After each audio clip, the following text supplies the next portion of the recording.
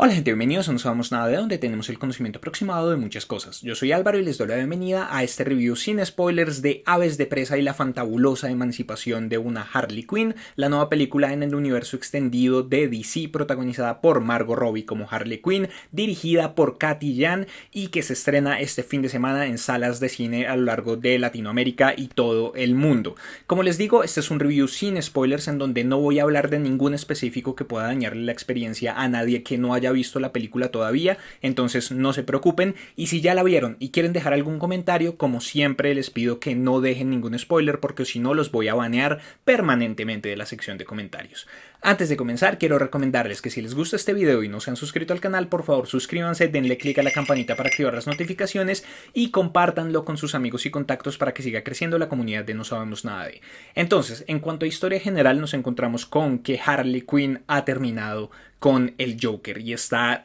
redescubriéndose, podríamos decirlo de una manera u otra, a sí misma y redescubriendo cuál es su papel en el mundo sin el Joker, sin esa relación que la ha definido y que es como la más emblemática y la más importante de su historia. En medio de esto se da cuenta de que tiene muchos más enemigos de los que pensaba y termina metida en un problema con Black Mask, que es interpretado por Ewan McGregor, que es un tipo que quiere avanzar dentro de las mafias de Ciudad Gótica. Ya tiene un papel importante, pero quiere ser aún más importante, y ahí es donde ella se va a ver involucrada también con el resto de personajes, con Dina Lance, que es Black Canary, con Huntress, con la detective Montoya, con Cassandra Cain y bueno, con toda esta situación en términos generales. Mi opinión general de la película es que me gustó. Digamos que siento que sí hay unas fallas importantes de las cuales voy a hablar muy en términos generales en este review, pero digamos que haciendo el balance al final de la película, es una película que me parece que tiene más positivos que negativos y es una película que por lo menos entretiene, más allá de todas sus fallas, más allá de todo eso. Digamos que creo que Margot Robbie tiene ya en su puño realmente cuál es la esencia del personaje de Harley Quinn. Y el personaje de Harley Quinn de por sí es bien complejo, digamos que funciona en diferentes medios y funciona de diferentes maneras, y hemos visto varios cambios al personaje que se adaptan de una manera u otra a lo que el público siempre ha querido de ella. Entonces comenzamos con la versión en la serie animada de Batman, que de ahí es de donde proviene, después de eso se hace popular y empieza a aparecer en los cómics. Tenemos la película de Suicide Squad y digamos que Harley Quinn ha sido un personaje que ha sido un poco complejo de escribir para muchas personas. Digamos que ha cambiado ligeramente su esencia y digamos que todo este asunto de la sexualización de los personajes de los cómics, y digamos que a mí me parece que fue algo que fue muy característico de cómo decidieron poner a Harley Quinn en pantalla en Suicide Squad, que fue un personaje realmente muy sexualizado. Eso también influyó mucho en los cómics, y eso en esa época estaban, si no estoy mal, de New 52, creo que fue lo que comenzó en esa época, en donde teníamos una nueva versión de Suicide Squad, en donde teníamos a una Harley Quinn que era mucho más parecida a la de la película y en donde también se sexualizó de una manera extrema al personaje, en donde en cada cómic que aparecía estaba con un tipo diferente, o en medio de las misiones se metía en el baño a tener sexo, o como cosas por el estilo. Entonces digamos que siento yo que igual la esencia del personaje la tiene Margot Robbie ya como atrapada, podríamos decirlo, pero que igual sigue siendo un personaje que es complejo, es un personaje que sin duda alguna es muy divertido, pero que también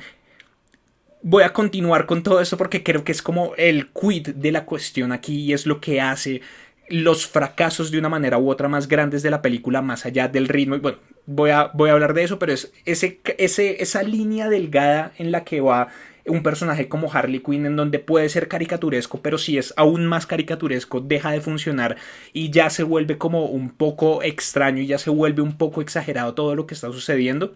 Entonces digamos que de por sí siento que es una película que iba a ser complicada de lograr. El hecho de que además metieran a las aves de presa, a estos personajes que pertenecen a otro grupo, que no tienen este origen nunca, en ninguna de sus versiones han tenido un origen realmente asociado directamente con Harley Quinn, y además sacar de taquito conchudamente, que creo que sí es una falla gigantesca de esta película y de la visión de estos personajes y de este universo en términos generales, y es sacar al personaje de Bárbara Gordon, que es un personaje súper importante, que es la fundadora realmente de las aves de presa, de este grupo de heroínas. Entonces siento yo que hay muchas cosas aquí que obedecen también a querer darle el protagonismo a Harley Quinn, y de Margot Robbie como productora, como bueno, como fuerza creativa detrás de todo esto, de tener también ella el centro, de tener ella siempre el reflector, la cámara y todas estas cosas. Entonces digamos que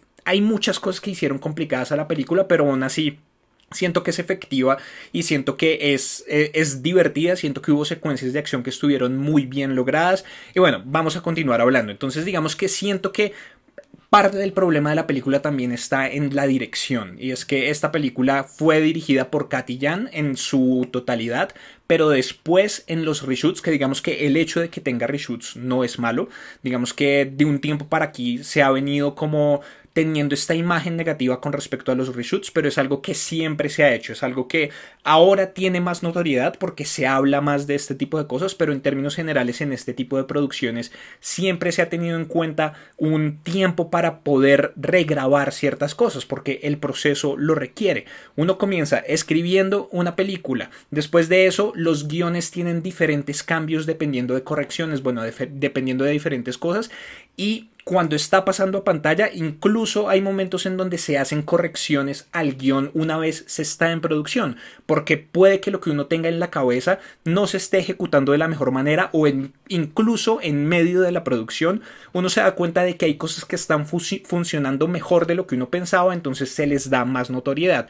Después de eso viene la edición de la película, y en la edición también hay cambios, y en la edición se dan cuenta de que ok, este elemento está funcionando, este elemento no está funcionando, aquí le sobra, aquí le falta un poco, y en ese sentido necesitamos quitar tomas, o por el contrario necesitamos agregar tomas para acentuar un punto temático o una secuencia de acción o una secuencia dramática o X o Y cosa que necesitamos acentuar de la película. Entonces necesitamos volver a grabar esas cosas. No es algo negativo en sí, digamos que es parte del proceso natural creativo detrás de la creación de una película, que tiene muchas partes movibles que van encajando la una con la otra a medida que se va dando el proceso. Entonces digamos que en esos reshoots sí hubo una cosa importante, y es que tuvieron que volver a grabar escenas de acción clave, y ahí es donde entra Chad Stahelski, que es uno de los directores de John Wick, uno de los directores originales. Esa película se la dividieron la dirección entre él y se me escapa el nombre del otro director en este momento, lo tengo en la punta de la lengua, pero bueno, digamos que los dos han continuado su carrera. Digamos que el otro director ha dirigido otras películas y ha salido a hacer otras cosas. Stahelski se ha quedado sobre todo en John Wick, pero los dos son súper talentosos. Son directores que vienen directamente del mundo de los dobles de acción. Ellos eran dobles de acción, luego fueron coordinadores de todo esto, saben lo que es grabar acción, saben qué pueden pedirle a sus actores, saben qué pueden pedirle a los equipos que están grabando, saben cómo cuadrar todas estas escenas, porque digamos que para los que no saben mucho de este proceso, muchas veces los coordinadores de segunda unidad o los coordinadores de todas estas secuencias de acción son los que realmente crean toda la secuencia de acción. O sea, el director y el equipo creativo dice como ok, estamos haciendo esto, aquí necesitamos una escena de acción en la que en términos generales pase esto y esto y esto, comienza aquí, termina aquí, en medio pasa esto, pero se le pasan eso a coordinadores de acción y a coordinadores de todo esto, y ellos son los que tienen que pensar realmente cuáles son todos los movimientos que se van a hacer, cuáles son los ángulos de cámara, incluso muchas veces. Entonces ellos trabajan muy arduamente, y digamos que siento que muchas veces su trabajo no es del todo reconocido. Se le da el trabajo al cinematógrafo, se le da el crédito, perdón, al cinematógrafo o al director o a otras personas, cuando ellos son los que realmente están creando muchas veces desde cero todas estas escenas. Entonces tenemos que Stahelski viene,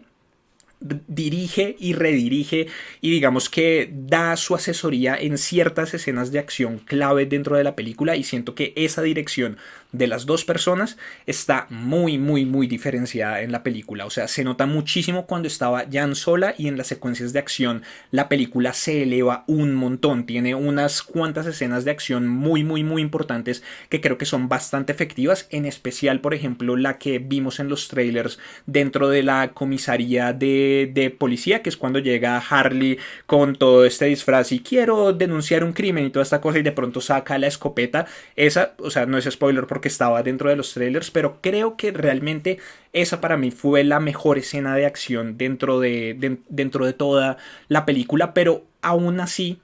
siento que el trabajo de Jan se queda un poco corto, y ahí es donde entran todos los otros elementos. El ritmo de la película, digamos que siento que es lo que más la afecta. De nuevo, no es spoiler porque es un poco, se ve reflejado dentro de los trailers de la película. Tenemos esto en donde Harley está como contando la historia. Tenemos un voiceover de ella contando diferentes aspectos de la historia. Hay un momento en el que dice, ay, perdón, lo conté todo al revés. Y eso está muy presente desde el comienzo de la película. Entonces tenemos introducciones de personajes, tenemos introducciones de la situación en general de la película, y tenemos diferentes cosas que hacen que el comienzo de la película se vuelva un poco repetitivo, porque estamos viendo los mismos sucesos desde diferentes perspectivas, o de lo que estaba pasando con diferentes personajes, pero al mismo tiempo se devuelve mucho. Entonces vamos al presente y ay, perdón, pero se me olvidó contar otra cosa, y volvemos al presente y ay, tenemos que contar otra cosa, y vamos al presente otra vez y aparece un personaje nuevo, entonces tenemos que volver a contar toda la historia desde la perspectiva del personaje nuevo, y en eso se va por lo menos el primer tercio, o se siente como la primera mitad de la película. Entonces cuesta un poco, o sea, como que le cuesta encontrar su ritmo, y después cuando ya se acaban los flashbacks, cuando ya seguimos con la historia principal de la película, empieza de nuevo como a coger un ritmo que es muchísimo mejor. También, por otro lado, como hablaba ahorita de la dificultad de un personaje como Harley Quinn y la caricaturización, o sea, Harley Quinn de por sí es un personaje que es súper caricaturesco y es súper elevado en cuanto a todo, su energía, su locura, sus cosas, todo lo que vemos en pantalla o en la página siempre de Harley Quinn siempre está a otro nivel. O sea, puede que todos los otros personajes estén normales, sean personajes súper sobrios, pero Harley como tal, ella siempre está en otro nivel de energía, lo cual funciona en ciertos medios, porque ya sé, nunca es suficiente. Siempre hay gente que me va a decir en los comentarios que debería leer más cómics y que debería estar más familiarizado con el personaje, y que esa es la esencia de Harley Quinn. Yo sé, yo he leído Harley Quinn, yo he visto Harley Quinn, he visto un montón de cosas, pero en otros medios. Hay personajes y hay cosas que funcionan muy bien en una página escrita de un cómic, que obedece a unas necesidades narrativas, que obedece a unas necesidades tonales, que se adaptan bien a una página impresa dentro de un cómic. Funcionan dentro de series animadas, porque la animación también tiene otras especificaciones diferentes. La animación, en términos generales, a pesar de que es una cosa retonta, siempre ha estado considerada como un medio mucho más infantil. Y en ese sentido, tiene la posibilidad de presentar personajes exagerados, de personajes que siempre están a otro nivel, y eso no solamente pasa en animación, sino en programas de imagen real también, que están como en la misma franja demográfica, podríamos decirlo de una manera u otra, pero lo que funciona en la página y lo que funciona en una animación no necesariamente funciona siempre en imagen real. Y creo que eso pasa un poco con Harley Quinn. Creo que hay momentos en los que funciona muy bien. O sea, de verdad hay que aplaudir el trabajo de Margot Robbie, porque este es un personaje complejo. Este es un personaje en el que no simplemente es actuar de loco porque se está loco o ya, sino que hay muchas motivaciones y hay muchas cosas detrás de el caos, detrás de Harley Quinn, pero también hay ciertos momentos en donde ya se va más allá. O sea, si es un personaje, tracemos una línea, y esta es la línea de sobriedad, podríamos decirlo, en el sentido en el que todos los personajes están a este nivel, todos los personajes en su seriedad o en lo que sea están a este nivel. Harley está acá cuando está en circunstancias normales y tenemos varios momentos, de nuevo lo vimos en los trailers en esta película, en donde Harley no está en circunstancias normales. Harley está o drogada o Harley está ebria o cosas así. Entonces subirle más el nivel a Harley en un entorno de imagen real, en donde estamos viendo estos escenarios que más allá de la ficción, más allá de cualquier cosa, siendo imagen real, uno se ve mucho más identificado en esto porque son calles que de pronto uno ya ha podido ver, o estilos de calles o estilos de escenarios, o bueno, cosas que están y se encuentran en el mundo real. Subirle el nivel a Harley ahí es bien complejo, y siento que son los momentos en donde menos funciona el personaje y en donde menos funciona la película en términos generales, cuando es simplemente Harley siendo Harley en un estado más elevado de locura, podríamos decirlo. Otro problema para mí aquí es que claramente esta es una película de Harley Quinn. Esto no es Aves de Presa y la fantabulosa emancipación de una Harley Quinn, sino esto es la fantabulosa emancipación de una Harley Quinn y Aves de Presa, bien abajo por allá, bien secundario por allá. Este es el show de Margot Robbie, este es el show de Harley Quinn, esta es la película de Harley Quinn. Entonces, en ese sentido, todo se siente Harley-céntrico, que es lo que yo pongo aquí como Harley-centrismo. Entonces, todos los personajes están relacionados de una manera u otra con Harley, desde los personajes principales hasta los personajes más secundarios que existen. No dudo de una manera u otra que hayan pensado que todos los extra habían tenido en algún momento alguna interacción en su vida con Harley Quinn, y todos viven en función de Harley Quinn. Entonces, digamos que ahí es donde está el problema en términos más generales. Si esta fuera una película que nos hubieran dicho desde el comienzo es de Harley Quinn, y donde el objetivo real y explícito es que sea una película de Harley Quinn, pero no como lo están tratando de esconder aquí, que es una película también de las Aves de Presa, yo no tendría ningún problema. Pero esta no es una película de las Aves de Presa, es una película que cambia la mitología para mí, personalmente, para mal, porque de nuevo le quitan el personaje de Bárbara Gordon, que creo que es una motivación muy importante detrás de la creación de este grupo. Pero más allá de eso, los personajes de Aves de Presa también terminan siendo secundarios. Entonces, digamos que el hecho de que todo esté tan relacionado con Harley Quinn en algunos momentos se siente un poco forzado incluso. Por otro lado, creo que esta es una sucesora clara de Suicide Squad, en varios sentidos, y digamos que especialmente en la música. Entonces, volvamos un poco al pasado. Tuvimos en ese momento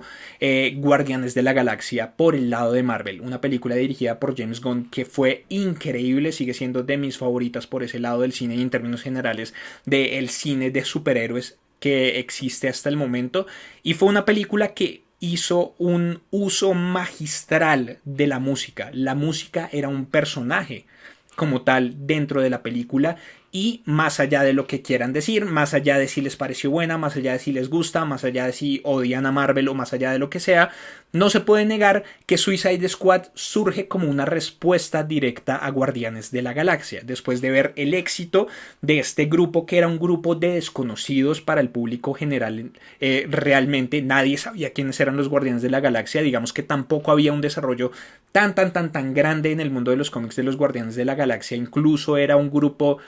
de una manera u otra desconocido para incluso las personas que leían cómics. Después de ver que traen esta fórmula de que funciona, Warner, con la crisis que estaba el universo extendido de DC en ese momento, y que, seamos honestos, tampoco es que se haya arreglado mucho desde el lado corporativo, deciden que quieren hacer una película en el universo de DC que sea como Guardianes de la Galaxia. Entonces tenemos que viene Suicide Squad, en donde también tratan de hacer algo parecido, en donde tratan de tener a este grupo de personajes extraños que se unen para salvar al mundo bajo circunstancias extrañas, y bueno, como todas estas cosas. Aquí tenemos a los villanos, pero al mismo tiempo tratan de meter la música mucho. Incluso llegan a utilizar una de las mismas canciones en Suicide Squad que se utilizó en la banda sonora de Guardianes de la Galaxia, que ahí fue donde la película a mí me sacó totalmente. Fue como, ok, ya esto es demasiado, pero ese sería otro tema del que podríamos hablar. Pero digamos que en ese sentido, ahí es donde vemos por primera vez a Harley Quinn, vemos toda esta cosa. Siento yo que aquí Margot Robbie, como productora de todo esto y como la que lleva ahora la batuta de lo que es Suicide Squad, teniendo en cuenta que la película no fue tan exitosa en muchos sentidos. Ahorita viene una segunda, pero tenemos que no sabemos exactamente qué es lo que va a pasar. Y de hecho, ¿quién va a dirigir la segunda Suicide Squad? James Gunn, que dirige Guardianes de la Galaxia. Pero bueno, digamos que siento yo que Margot Robbie tiene como no sé, se autoimpone la necesidad o la responsabilidad de reivindicar de una manera u otra lo que sucedió en Suicide Squad. Entonces esta es una película que también hace un uso muy amplio de música, un uso excesivo. Yo pienso que es un uso excesivo de música, en donde sí, es como de esas películas en las que sienten la necesidad de que todo el tiempo esté sonando alguna canción. Entonces cada secuencia de acción nueva, cada cosa nueva, prácticamente cada locación nueva tiene una canción diferente que está sonando y en donde tratan de integrarla de una manera u otra con lo que se está viendo en pantalla, pero es como estar dándole shuffle a una canción, estar en Spotify y estar diciendo esta no la quiero escuchar, esta no la quiero escuchar, esta no la quiero escuchar, ok, esta me quedo, 20 segundos después la quiero cambiar. Así se siente la película, se siente como una playlist, una lista de reproducción que está en constante cambio todo el tiempo. Y de hecho la banda sonora fue uno de los puntos de venta de esta película, en donde incluso hicieron un pequeño trailer que era exclusivo como para las canciones nuevas y canciones que iban a salir en la banda sonora de esta película, pero siento yo que ya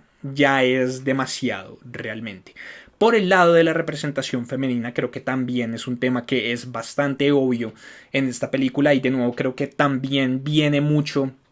de lo que quiere ser Margot Robbie. Y es que después de todo lo que ha vivido y después de las películas que ha hecho y después de la notoriedad que ella ha logrado ganarse con sus papeles, siento yo que es de estas actrices que quiere tomar realmente las riendas de su carrera, quiere tomar las riendas de los personajes que quiere representar. Hace poco la vimos en Bombshell, el escándalo, que en donde también hizo un personaje que es muy interesante porque es la unión de muchas historias de otras mujeres que vivieron la historia que cuenta Bombshell, que es una historia de abuso sexual y abuso de poder y diferentes cosas, y es el personaje con el que se da y se transmite, creo yo, con el mensaje más importante de esa película, que también es un mensaje muy importante para las mujeres y bueno, como para las discusiones en entornos laborales y todo esto. Entonces creo yo que Margot Robbie tiene como una motivación bastante clara por empujar o por ser como la punta de lanza, podríamos decirlo en algunos casos, de lo que del discurso feminista, podríamos decirlo, o el discurso con respecto a la mujer. Entonces ese es un discurso que yo personalmente, con el que yo estoy de acuerdo en su totalidad. Pero es una cosa que es compleja y digamos que no solamente le pasa al feminismo, le pasa a cualquier corriente de pensamiento y le pasa a cualquier cosa en donde el cambio social es necesario y en donde se exige cierto cambio a ciertos modelos que se han venido perpetuando durante muchos años de la historia. Entonces digamos que en películas en donde se habla de ese tipo de cosas o se habla de política o se, bueno, como digo, no es exclusivo del feminismo, sino es como en términos generales de este tipo de temáticas. Siempre hay una línea muy delgada por la que se camina, en donde puede ser muy exitoso y puede llegar incluso a llamarle la atención a personas que no estaban de acuerdo o que no tenían el tema en mente, pero también puede llegar a ser proselitista y puede irse al otro lado en el sentido en el que se siente como que están tratando de forzarle al espectador lo que está sucediendo. Creo yo que aquí específicamente logran muy bien en algunos sentidos ese punto, pero también siento que hay momentos en donde se vaya a este proselitismo, podríamos decirlo de una manera u otra, y es un discurso que también se vuelve peligroso y es que todos los hombres son malos, ¿no? No, digamos que obviamente hay hombres muy malos y obviamente hay hombres que durante mucho tiempo han venido abusando sistemáticamente de las mujeres y han venido haciendo que las mujeres no vivan en las mejores condiciones o en las condiciones en las que podrían y deberían vivir. Eso no lo niego, no hay ningún sentido en negarlo y eso sería como tratar de tapar el sol con un dedo y tratar de tapar un problema que es real, que existe, del que hay que hablar y cosas que hay que cambiar. Pero al mismo tiempo es muy diferente decir algunos hombres son malos y otro decir los hombres son malos. Entonces siento yo que la película no se va a ese extremo de decir todos los hombres son malos, pero efectivamente todos los villanos de cada uno de estos personajes son hombres. Y hay momentos en donde sí hay cierto, sí, no sé, como que sí se siente cierta,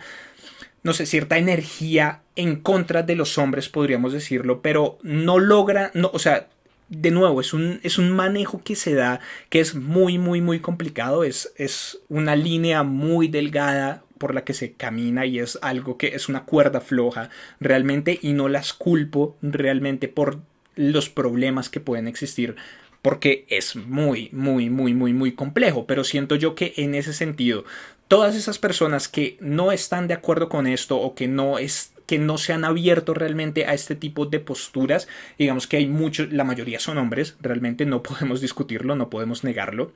Hay muchos hombres que se sienten amenazados por esto o que sienten que están siendo tratados de manera injusta o bueno, como diferentes cosas. Al llegar a una película en donde claramente hay momentos en donde se les dice como todos los hombres son malos, siento yo que puede realmente, en lugar de llamarlos hacia la causa, podríamos decirlo, puede perjudicar el discurso y la discusión en términos generales, entonces es bien complejo. Hablemos entonces de los personajes. Tenemos a Margot Robbie como Harley Quinn. Ya hablé un poco de ella. Es un personaje que es complejo. Creo que igual Robbie hace un muy buen trabajo. También hay unas secuencias de acción que realmente me gustaron muchísimo. En donde no sé hasta qué punto trabajó ella. Digamos que cuando se habla de escenas de acción estamos hablando de dobles de riesgo y otras cosas. Hay momentos en donde sí claramente se puede ver su cara. Pero creo que hizo un gran trabajo. Ya hacen un gran trabajo en mostrar esas facetas de Harley Quinn, en mostrar su faceta más personal, en mostrar sus motivaciones personales, en todo lo que está sucediendo dentro de su cabeza y al mismo tiempo también como corporalmente lo que puede hacer el personaje en términos de batalla y en términos de diferentes cosas. Entonces me gustó mucho lo que hicieron con Harley en esta película. Por el lado de, no sé cómo se pronuncia el nombre de ella, Jurnee Smollett Bell, que es Dina Lance, Black Canary. De los personajes secundarios me parece que es el más interesante. Y digamos que también había mucha polémica detrás de ella por la elección de la actriz, que también es otro tema del que podríamos hablar muchísimo, y es el hecho de que ella es una actriz negra que está representando un personaje que históricamente siempre ha sido, o en la gran mayoría de veces ha sido blanco. Entonces digamos que ese race bend, ese cambio de raza ha sido problemático para algunas personas y digamos que en términos generales este es mi problema con los otros personajes y es que Harley es Harley. Margot Robbie está interpretando a Harley Quinn de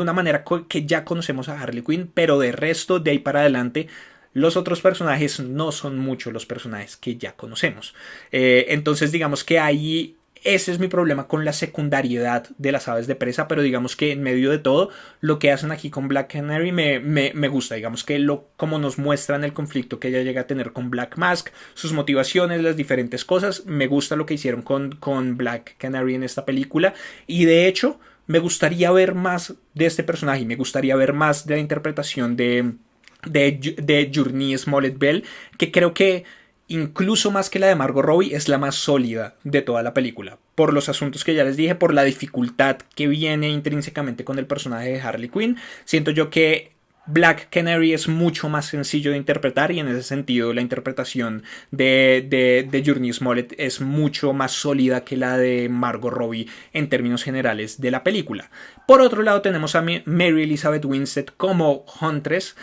como Helena, que es el personaje que realmente me parece más complicado de la película y con el que tengo más problemas. Creo que en términos generales es el peor personaje de la película y digamos que teniendo a un personaje como Harley Quinn, en donde he hablado, pero repito, los problemas que pueden existir con la caricaturización de Harley Quinn, el hecho de que haya otro personaje que se sienta aún más caricaturesco dentro de la película es bien complejo y siento que no tomaron las mejores elecciones con Huntress en esta película, mostrando su personalidad, mostrando diferentes cosas. Siento yo que fueron elecciones extrañas para este personaje. Por el lado de Rosie Pérez, creo que sí es Rosie, como la detective Montoya,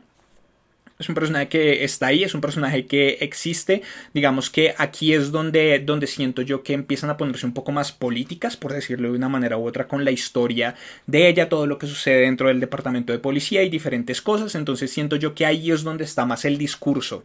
de la película. Siento yo que más que ser un personaje realmente necesario para la historia, es un personaje necesario para el discurso como tal de la película, y digamos que siento yo que también hay una motivación detrás de el momento en el que se presenta al personaje, que ella es la mayor realmente de el grupo. Es una mujer que yo supongo que está finales de 40, comienzos de 50 más o menos, o sea, es una mujer mayor teniendo en cuenta todas las otras. Entonces digamos que también habla un poco de eso, de que no tenemos suficientes heroínas y no tenemos suficientes mujeres en acción en cuanto a las películas. Y digamos, hemos visto de unos años para acá todas estas películas como Taken o como The Equalizer o como las películas de Schwarzenegger y de Stallone, en donde tenemos a hombres mayores volviendo a ser el centro de la acción de películas, pero eso no sucede mucho con las mujeres. Digamos que obviamente tuvimos Sarah Connor hace poco, pero más allá de eso, digamos que tener a una mujer en el centro de la acción ya de por sí es complejo, y tener a una mujer mayor en el centro de la acción es aún más complejo. Entonces siento yo que el momento en el que eligen mostrar a la detective Montoya, y bueno, como las diferentes cosas, la elección de la actriz y todo esto responde un poco más a eso, y es el personaje en donde se nota más las ansias de transmitir un discurso, creería yo. Por el lado de Cassandra Cain, tenemos que este es un personaje que sí, definitivamente no es nada como el que conocemos en los cómics. Es un personaje que aparece aquí como para darle una motivación a la historia. Sin embargo, me parece que la niña hizo un buen trabajo con lo que se le dio, con el personaje que se le presentó. Por el lado de los hombres tenemos a Ewan McGregor como Black Mask, que creo que también es un gran problema para la película. Siento que es un personaje que tratan de presentárnoslo de una manera con un estatus, pero que la manera en la que se nos presenta no es efectiva, y uno no sienta que este personaje tiene el estatus que nos están diciendo que tiene, y que tenga el poder que tiene, y lo que nos muestran de él realmente no me gustó mucho lo que hicieron con Black Mask aquí. No, digamos que Ewan McGregor igual sigue siendo bastante carismático, y digamos hay momentos en donde el personaje, cuando está dentro de su bar y cuando está tratando como de ser este anfitrión perfecto y toda esta cosa, funciona bastante bien. Pero más allá de eso es un personaje que como que sí, ok. Y creo que lo mismo pasa con Víctor Sass. Creo que la película también intenta ir hacia ciertas cosas y hacia ciertos temas, en donde finalmente como que trata de dar un paso pero se echa para atrás y no termina desarrollando nada de eso. Entonces tenemos ahí una relación bien particular entre ellos dos, que nunca es definida del todo y que digamos que se siente extraña en muchos sentidos. Y pues digamos que Víctor Sass también es otro personaje que está ahí como para hacer algo en la historia y ya. Pero entonces este review sin spoiler se ha demorado mucho más de lo que yo esperaba. Es una película en la que sin duda hay mucho de lo que hablar, pero todo esto va a la pregunta final de ¿vale la pena? ¿Vale la pena que ustedes le paguen la boleta a esta película para entrar a verla a una sala de cine, o es mejor que esperen a que esté en una plataforma de streaming para poder verla? Ya dentro de poco sale HBO Max, que es la plataforma de Warner, entonces probablemente ahí es donde vamos a poder ver todas estas películas del universo extendido de DC de manera exclusiva. Entonces, ¿vale la pena que vayan al cine, o mejor esperen a que esté HBO Max, o yo que sé, a que la den en TNT o en alguno de esos canales? Para mí sí, digamos que me parece que más allá de sus fallas y más allá de todo, como dije al comienzo, el balance para mí es positivo. Es una película que no me aburrió, es una película que me entretuvo, es una película en donde me reí en varios momentos, en donde me parece que tiene unas secuencias de acción muy efectivas, en donde Harley, cuando funciona, es maravillosa. Harley es un personaje muy divertido, y cuando logra transmitirse eso en pantalla, cuando todos los elementos de la película están funcionando en conjunción, funciona muy bien. Entonces, si les gustan las películas de DC, si les gustan los personajes de DC, yo les diría que le den una oportunidad a Aves de Presa. Si les gustó Suicide Squad, denle una oportunidad a Aves de Presa. Si les gusta el personaje de Harley Quinn, denle una oportunidad a Aves de Presa. Sí, yo les diría que sí. Yo les diría que si fueran a ver la película, esa es mi recomendación personal. Igual como siempre, está al juicio de ustedes si van o no a ir a verla. Entonces, por el momento, vamos a dejar así. Les pido que abajo en los comentarios dejen todas sus opiniones. Si no han visto la película, mis comentarios sobre ella los hacen querer verla más, o por el contrario, hacen que no quieran verla y que no quieran verla en sin nada por el estilo, o independiente de cualquier cosa que escucharan, la iban a ver o no la iban a ver. Si ya vieron la película, recuerden no dejar ningún spoiler, porque si no los voy a banear permanentemente de la sección de comentarios. Muchísimas gracias por ver el video, denle like, compártanlo con sus amigos y contactos a los que creen que les puede interesar, suscríbanse al canal si son nuevos y si ya están suscritos denle click a la campanita para activar las notificaciones y así se van a enterar de todo lo que sucede aquí en YouTube cuando no sabemos nada de. También pueden escuchar este y otros programas en su versión de solo audio en cualquiera de las plataformas de podcast que utilicen, Spotify, SoundCloud, Apple Podcast, solamente busquen No Sabemos Nada de y ahí van a encontrar todo el catálogo de programas que no son reacciones a trailers, los van a poder encontrar en su versión de solo audio. También síganme en el resto de redes sociales en facebook.com/nosabamosnada4, en Twitter, en Instagram, en @nosabamosnada, en Vero me encuentran como No Sabamos Nada de, en D-Live también. Recuerden unirse al Discord de comunidad NSNE, todos los links los encuentran abajo en la descripción de este video. Yo soy Álvaro y nos vemos en una próxima oportunidad. Hasta luego.